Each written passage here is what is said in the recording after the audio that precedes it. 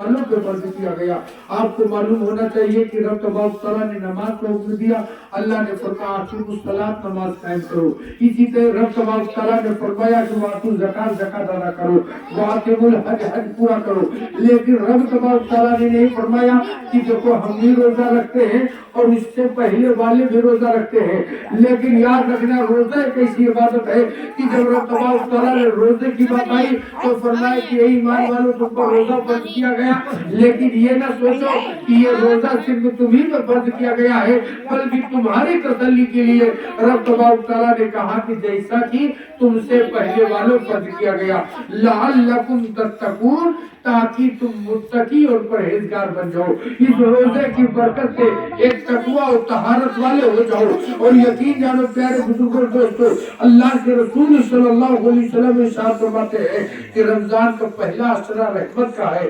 دوسرا مغفرت کا ہے، تیسرا جہنم سے آزادی کا ہے۔ آپ غور فرمائیں کہ رمضان مبارک کی کتنی فضیلتیں ہیں کہ اللہ ایک 10 دن میں رب تبارک تعالیٰ تم پر رحمتیں نازل فرماتا ہے، اس کے بعد جو 10 دن گزرتے ہیں اس میں اللہ تبارک تعالیٰ تمہیں مغفرت سے نواز دیتا ہے، اس کے بعد جو 10 دن گزرتے ہیں تو رب تبارک تعالیٰ تمہیں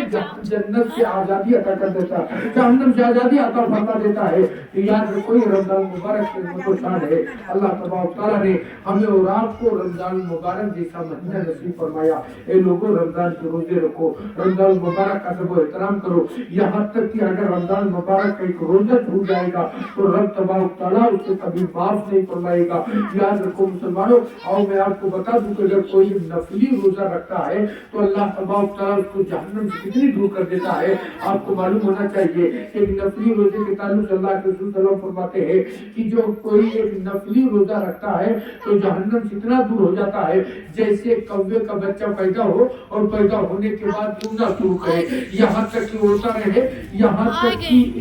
1000 سال اس کی عمر ہوتی ہے، یعنی 1000 سال اگر کوے کا بچہ دوڑتا رہے اور اس کے بعد جا کر کے مرے تو بتاؤ کتنی دور چلا جائے گا اپنے گھونسلے سے۔ یہ نہیں ہے لوگوں، اگر کوئی اللہ کی رضا کے لیے اگر کوئی ایک نفلی روزہ رکھتا ہے تو اللہ اس کو جہنم سے اتنی دور کر دیتا ہے۔ اگر ہم اور آپ رمضان کو فرض روزے رکھیں گے، رات میں قیام کریں گے، تراویح کی نماز ادا کریں گے، رمضان مبارک کا ادب و احترام کریں گے، سحری اور جو ہے کھائیں گے جو سنت ہے، اور اس کے بعد روزہ جیسی عظیم نعمت سے اللہ تبارک تعالیٰ نے ہمیں میسر کیا ہے، تو یاد رکھو مسلمانوں رب تبارک تعالیٰ ہمارے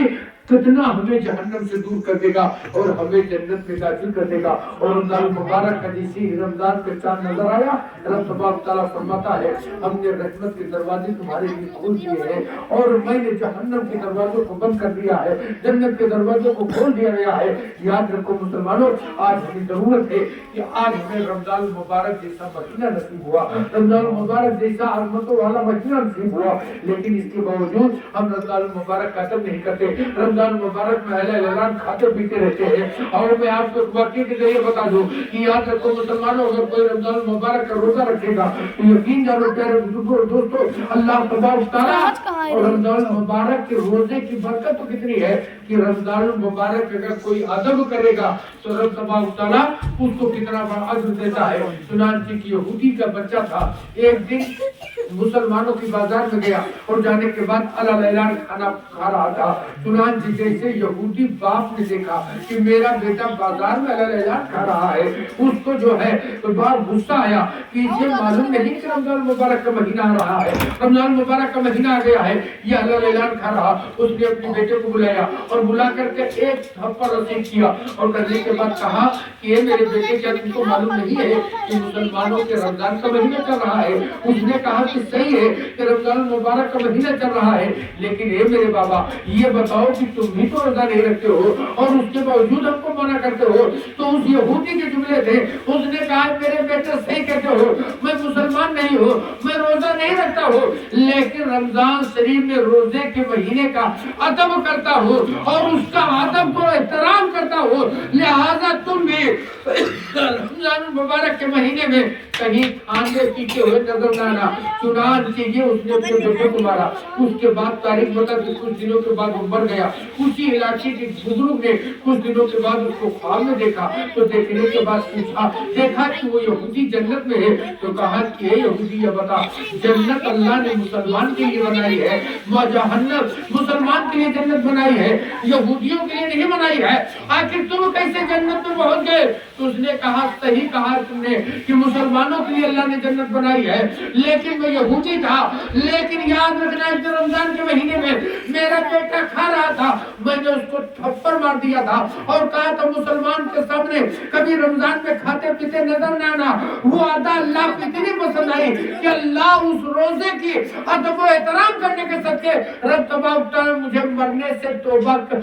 से पहले तौबा की तौफीक नसीब फरमा दिया और मुझे कलमे की तौफीक नसीब फरमा दिया। और जब मैं कलमे की हालत में मरा तो मैं यहूदी नहीं मरा, मैं तो मुसलमान मरा, और मुसलमान के लिए रब तबारक तआला ने जन्नत अता फरमाई है। तो ये लोगों अगर यहूदी रमजान मुबारक के महीने का अदब करे तो अल्लाह तबारक तआला उसको जन्नत अता फरमा दे। अगर हम और आप रमजान मुबारक के रोजे रखेंगे, अपने बच्चों को रमजान मुबारक का अदब व एहतराम सिखाएंगे, अपने घरों में कुरान की तिलावत करेंगे, हम रमजान तरावी की नमाज अदा करेंगे, तो यकीन जानो रब तबारक तआला हमारी दुनिया भी अच्छी बनाएगा, और जब हम दुनिया से जाएंगे तो रब तबारक तआला हमें जन्नत का परवाना देगा। याद रखो मुसलमानों, और मैं चलते चलते आखिरी बात आपको बता दूं कि रमजान मुबारक कितनी अजमत वाला महीना है। एक मतलब अल्लाह के नबी मिंबर रसूल पे जा रहे थे, तो पहले दिन मेरे नबी ने कदम रखा तो कहा आमीन, दूसरे दिन पे कदम रखा कहा आमीन, तीसरे दिन पे कदम रखा कहा आमीन। शायद सहाबा हैरान और परेशान हो गए कि अल्लाह के नबी ने ये अमल कभी नहीं किया,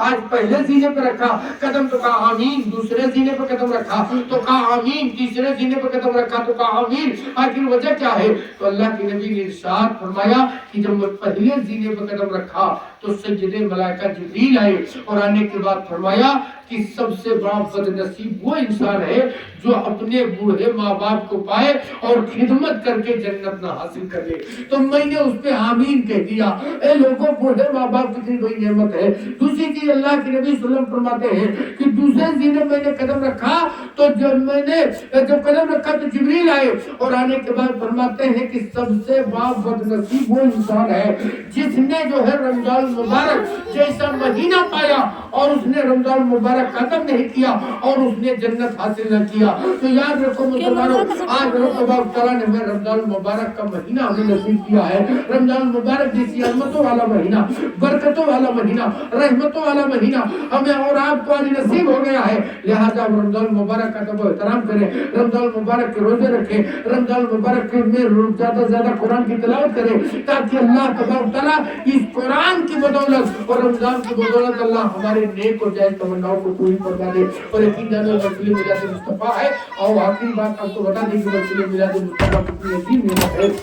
अल्लाह के नबी सल्लल्लाहु तआला अलैहि वसल्लम के गुलामों ने इस नबी की मिलाद को क्या आप नबी के नाम पे जो बांटते हैं, चाहे कम या ज्यादा, या जो खर्चा करते हैं, तो ऐसा नहीं है कि ये शीरीनी हम खा लेते हैं, खाना हम खा लेते हैं, बज़ाहिर हम लोग खाते हैं, लेकिन इसको कबूल मेरे मुस्तफा फरमाते हैं। और मैं बता दूं कि एक मरतबा शेख अब्दुल हक होते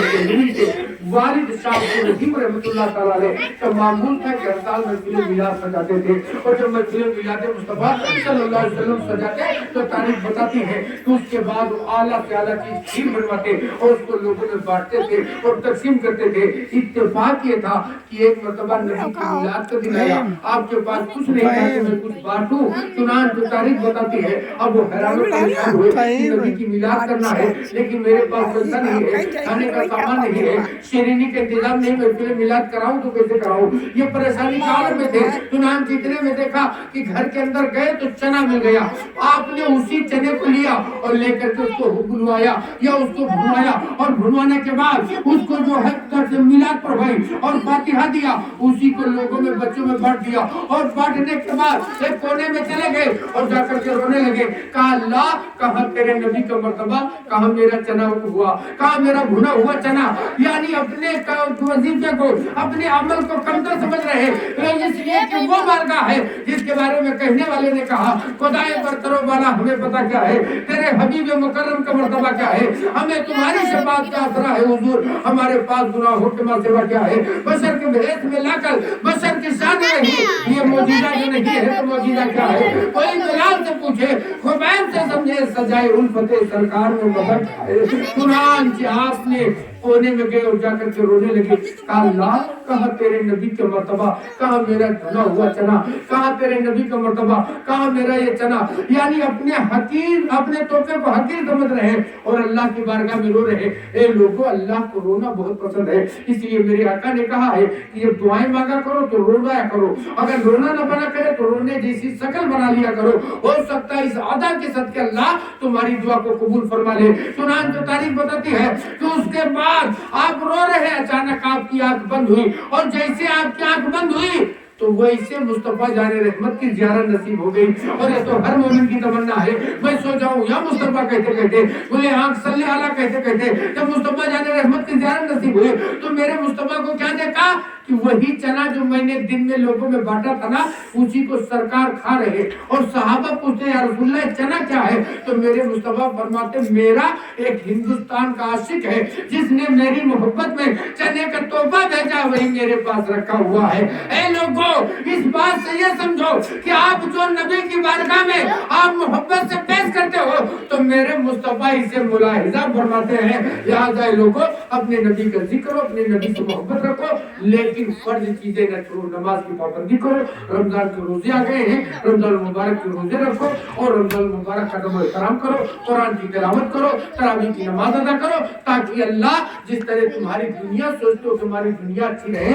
اسی طرح اللہ تمہاری قبر کی منزل بھی آسان رکھے، قبر کی منزلوں کو روشن کرے۔ اگر آپ کے مکان میں لائٹ نہ ہو، اجالے نہ ہو، تو آپ اس مکان میں رہتے نہیں ہیں، اس لیے کہیں سانپ نہ جائے، بچھو نہ جائے، دنیا کا مکان ہے، آپ اس میں اجالے میں نہیں رہ سکتے ہیں، اور جب قبر میں آپ رکھے جاؤ گے، اور یہ ہر ایک کو یقین ہے کہ ایک نہ ایک دن ہم کو جانا ہے، تو یاد رکھو اس قبر کے لیے ہم نے کیا تیاری کی ہے، اس کے لیے ہمیں نماز پڑھنا ہے، روزہ رکھنا ہے، حج کرنا ہے، زکوٰۃ دینا ہے۔ اگر یہ عمل کریں گے تو یہ نماز ہمارے لیے روشنی بن جائے گی، یہ روزہ ہمارے لیے ڈھال بن جائے گا، یہ نماز یہ زکوٰۃ ہمارے لیے ہتھیار بن جائے گا، اور ان اعمال کی وجہ سے اللہ ہمیں قبر میں وہ سکون عطا فرمائے گا جو دنیا میں بھی سکون نہیں ملتا ہے۔ لہذا لوگوں، اللہ کی بارگاہ میں دعا ہے مولا تعالیٰ کہ رمضان مبارک کے عظمتوں کے صدقے صاحب خانہ نے جس مقصد کے لیے اس محفل کو رچایا، ان کے نیک و جائز مرادوں کو پوری فرمائے، اور ان کے جانے والے مرحومین کے اللہ مغفرت فرمائے۔ آئیے ہم اور آپ ادب و احترام کے ساتھ نبی کی بارگاہ میں کھڑے ہو جائیں،